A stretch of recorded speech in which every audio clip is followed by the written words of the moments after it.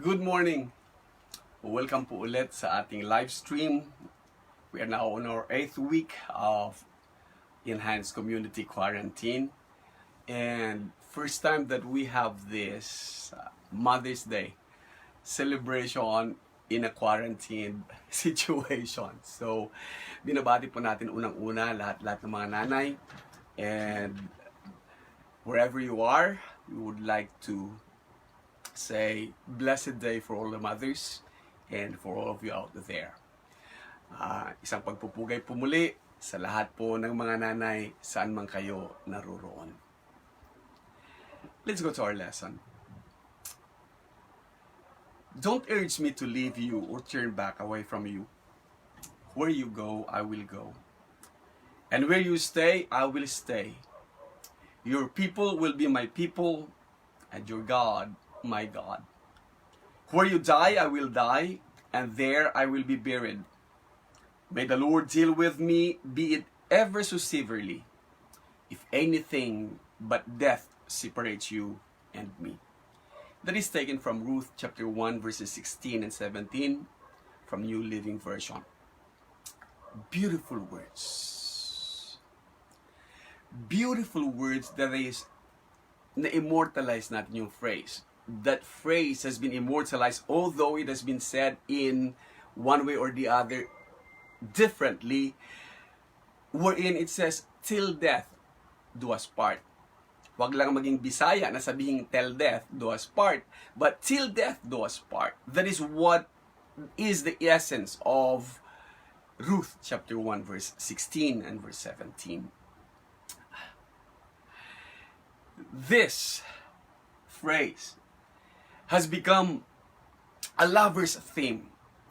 Romeo and Juliet, to cite one. Till death do us part. For hopeless romantics, this has been their favorite. And it has become a cliche in wedding ceremonies. Hindi mangyayari na mayroong kasalan na wala itong till death do us part. It has included, na pasama na po ito doon sa vows. Doon bago magsabi ng I do. Kapag kasi sinabi na ng officiating minister, do you take this woman to be your lawfully wedded wife? Tuloy-tuloy yan in sickness or in health, for better or for poorer. Sa bandang dulo niyan, laging nandoon, as long as you both shall live. Or in the same way, saying, till death do you part. At lagi nating naririnig ito at laging hinihintay sa lahat ng mga wedding ceremonies itong mga bagay-bagay na ito. Before, at laging naka-video yung sasabing, I do, and I do.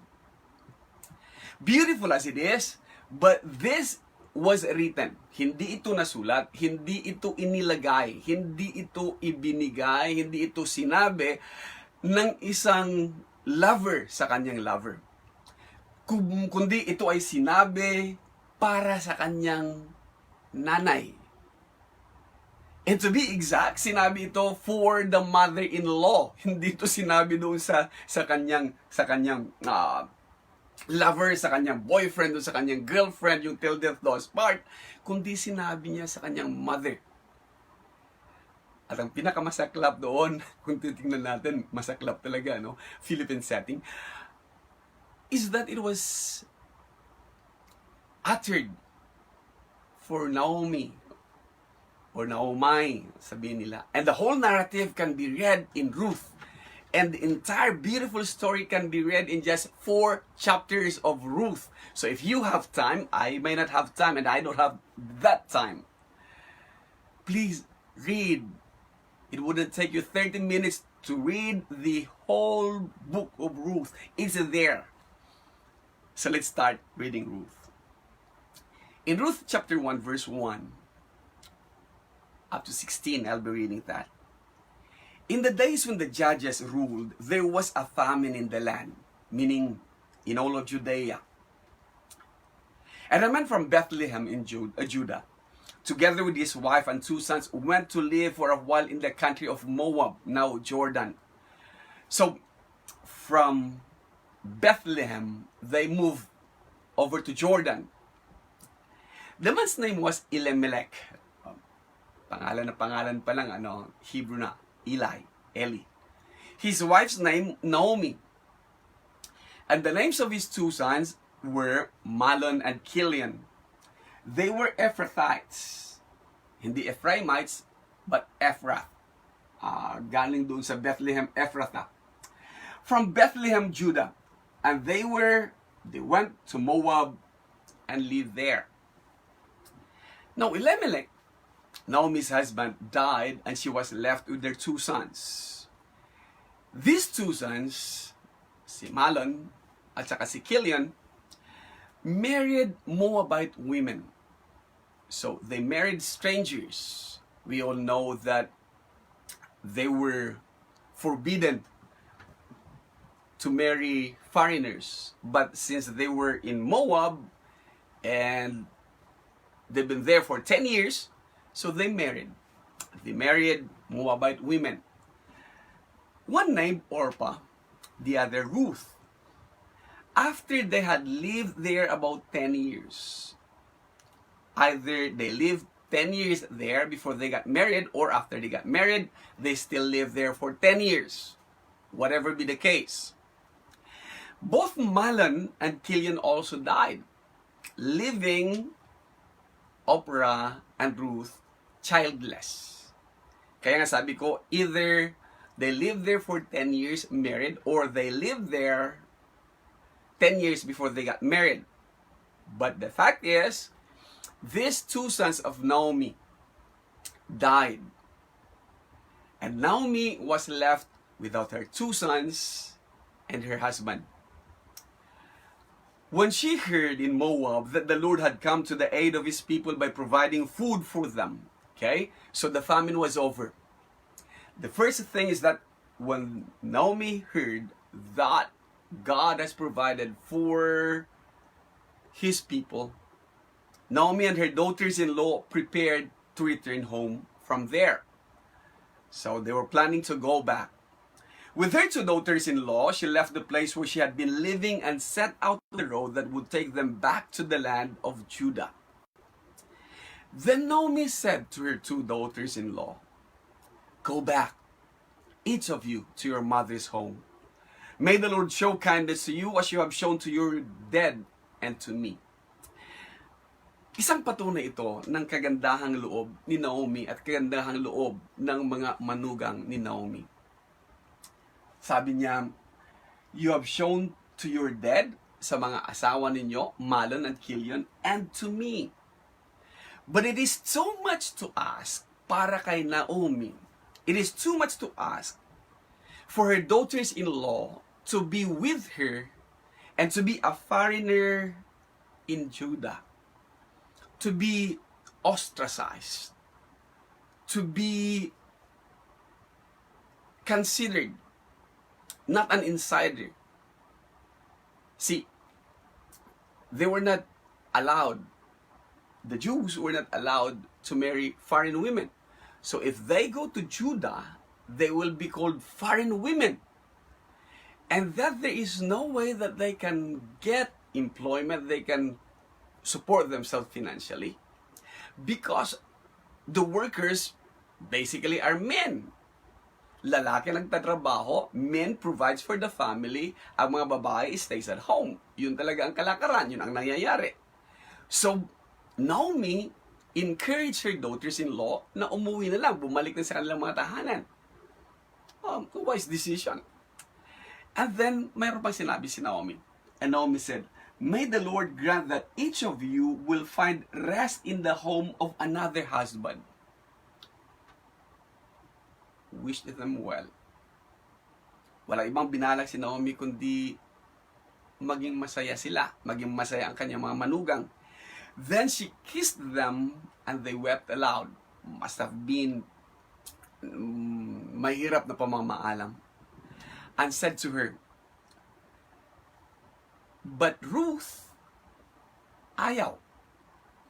So Ruth said to her, "We will go back with you and to your people." Yung dalawa nagsabing, "Okay, Be that as it may, we will go back with you.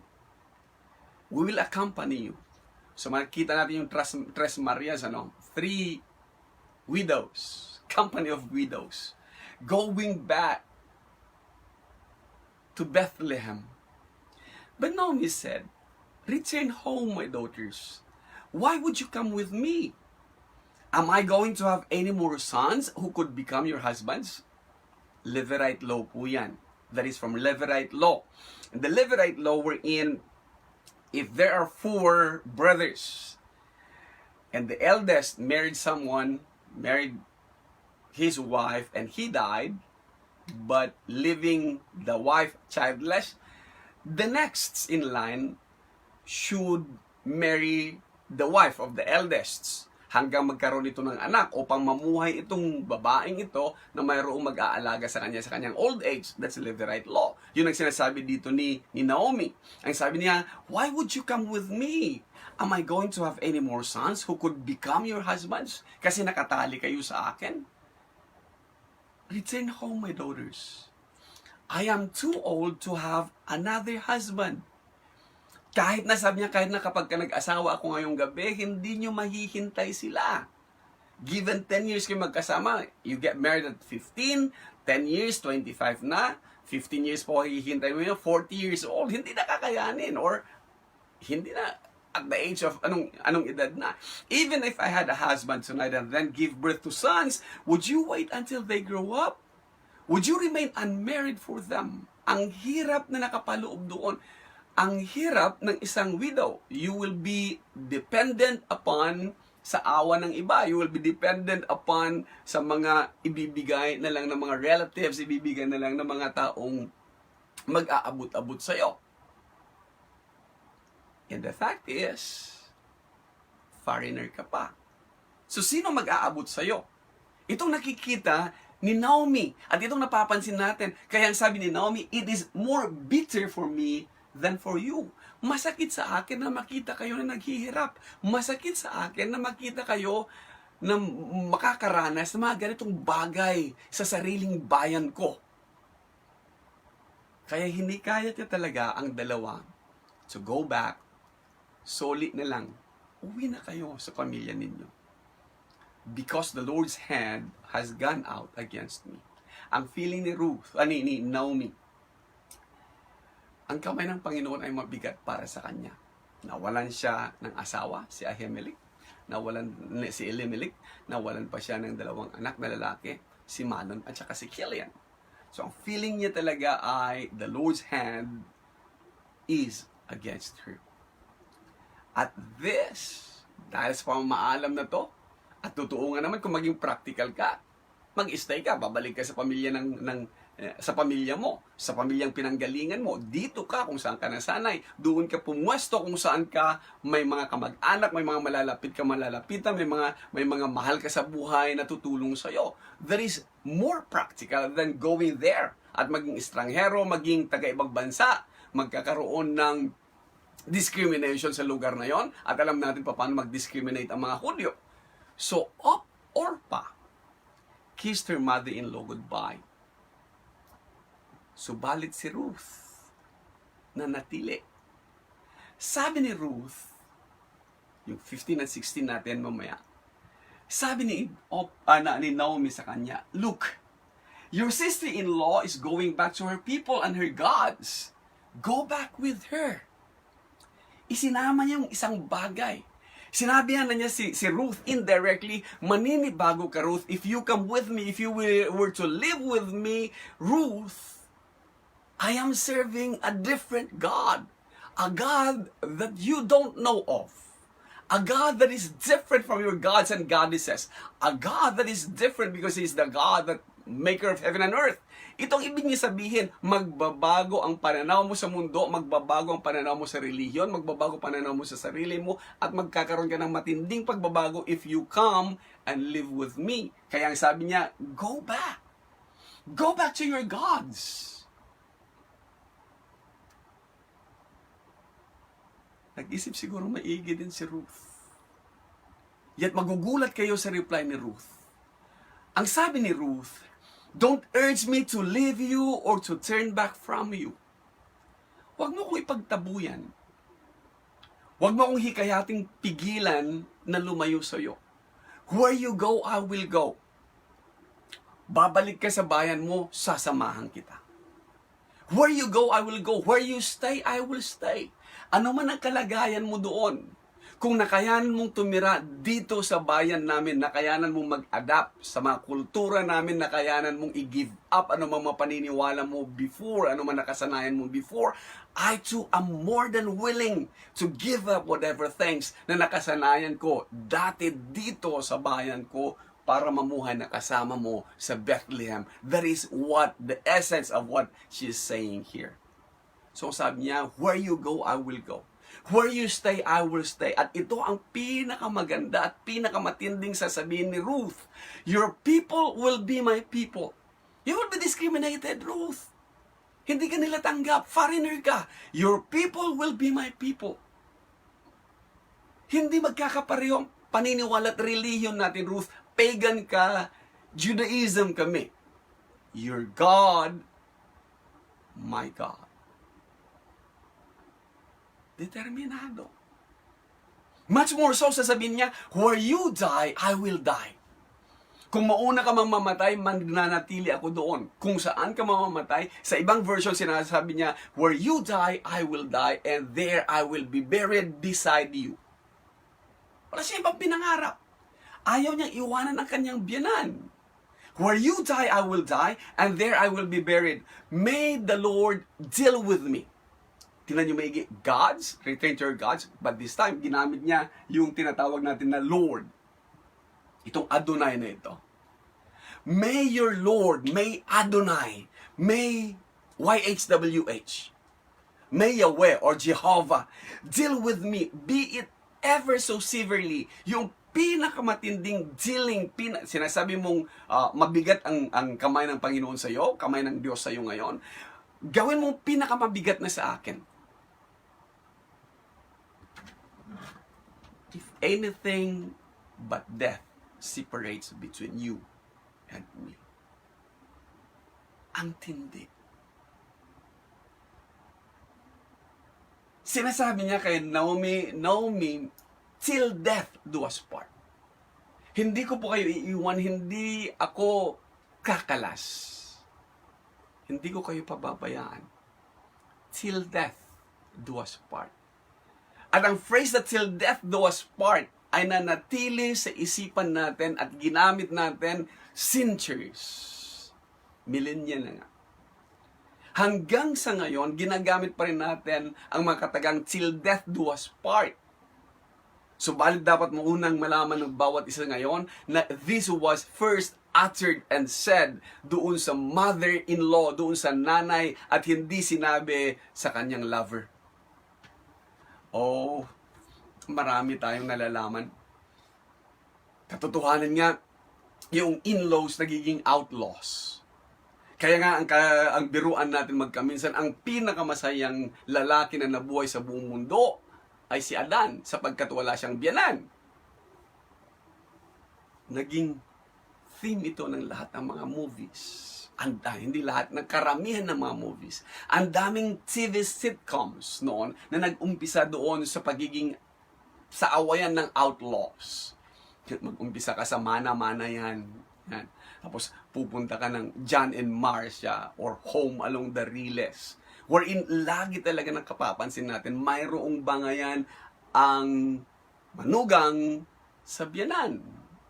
Yet itong nangyari kay Ruth at kay Naomi ay talaga namang napakaganda na nagpapakita ng magandang relasyon between manugang at sa kanyang biyanang babae. Sana. Siguro kung ito ginawang theme ng mga movies at ng mga sitcoms, hindi yung in-laws and outlaws, kundi yung pagmamahalan ng in-laws, siguro mas papabuti at mas mapaganda siguro ang lipunang ginagalawan natin. Ngunit sa tagal-tagal na rin na nandiyan yan sa ating mga Biblia, hindi rin na pag-uusapan, hindi rin na nagiging topiko. Paano hikayatin na hindi maging outlaws ang mga in-laws? siguro yung excellence ni Ruth. Kung ifa-fast forward natin ng 1,000 taon, fast forward tayo. Fast forward natin, isa si Ruth, noong sinasabi nila, the chosen one, the Messiah, the Savior, pagdating ng Panginoong Jesus, nakapaloob doon sa kanyang salinlahi ayon kay Matthew, na nagsulat si Matthew sa kanyang mga kababayan, sa kanyang mga kalahing mga Hudyo, na nagsulat siya tungkol sa genealogy ng Messiah, isinama niya ang 5 babae, 4 doon ang pinangalanan niya, at yung isa hindi niya binigay ang pangalan. Sa isang patriarchal society, kahit basahin po ninyo ang inyong Matthew chapter 1, mapapansin ninyo doon na lahat-lahat puro mga lalaki. Kasi nga, patri, yung lalaki ang sinusunod, yung pangalan ng lalaki ang sinusundan. Subalit nakapaloob po doon ang 5 babae. At ang mga 5 babaeng ito ay worth na mapag-usapan din. Ang 4, kagaya nung nasabi ko na pangalanan. Yung isa, hindi. Ano kaya ang rason ni Matthew? Maganda pag-aralan po yan. Ibibigay ko po sa inyo Matthew chapter 1 verse 1. This is the family history of Jesus the Messiah. He came from the family of David, who was from the family of Abraham. Abraham was the father of Isaac. Isaac was the father of Jacob. Jacob was the father of Judah and his brothers. And dito yung unang 3 pangalan at yung isa hindi pinangalanan. Judah was the father of Perez and Zerah. Their mother was Tamar. Perez was the father of Hezron. Hezron was the father of Ram. Ram was the father of Aminadab. Aminadab was the father of Nashon. Nashon was the father of Salmon. And Salmon was the father of Boaz or Boaz. His mother was Rahab. Boaz was the father of Obed. His mother was Ruth. Andun na si Ruth natin. Obed was the father of Jesse. Jesse was the father of King David. David was the father of Solomon. His mother had been, madali lang naman sanang isurat, Bathsheba. Pero ginamit niya Uriah's wife. Did not mention about Bathsheba. It mentioned of kung sino ang asawa niya. The next one is that Jacob was the father of Joseph. Joseph was the husband of Mary. And Mary was the mother of Jesus, who is called the Messiah. These are the 5 extraordinary women. And if you will take some time, if you would like to go and study the lives of these women, si Tamar ay tinawag na immoral ng kanyang father-in-law. Kasi after na namatay yung anak ni Judah, na si Er, napansin niya o nalaman ng buong nayon na itong si Tamar ay nagdadalang tao, wala pang 1 taon na namatay yung kanyang asawa. Gusto nyo malaman yan, read Genesis chapter 38. And in the end, ang sabi ni Judah, higit pala akong makasalanan kaysa sa pinagbibintungan ko ng immorality. Si Rahab, maalala nyo? 12 spies. Gustong malaman ni Joshua gaano kaganda. So nagpadala siya ng 12 spies na siya namang itinago ng isang nagngangalang Rahab. At si Rahab yung prostitute. Si Rahab yung naglagay noong scarlet doon sa kanyang bintana upang maligtas siya kasama ng kanyang sambahayan. Listen, immoral yung isa prostitute. At kasama sila sa mga ninuno ng ating Panginoong Jesus. Magandang kwento yan. Si Ruth, na isang Moabite. At kung itutuloy nyo maigi, mababasa nyo maigi kung paano siya naging asawa ni Boaz. Unang-una muna, namulot lang siya noong mga nalalaglag doon sa sakahan ni Boaz. Bathsheba, na hindi nga pinangalanan ni Matthew si Bathsheba. Ang ginamit niya ay yung asawa ni Uriah, asawa ni Urias, the wife of Uriah. I don't know, meron sigurong punto si Matthew to show that para wag din mawala sa isipan ng kanyang mga kababayan ang nangyari, ang ginawa ni David na pagpatay kay Uriah. Last but not least, si Mary.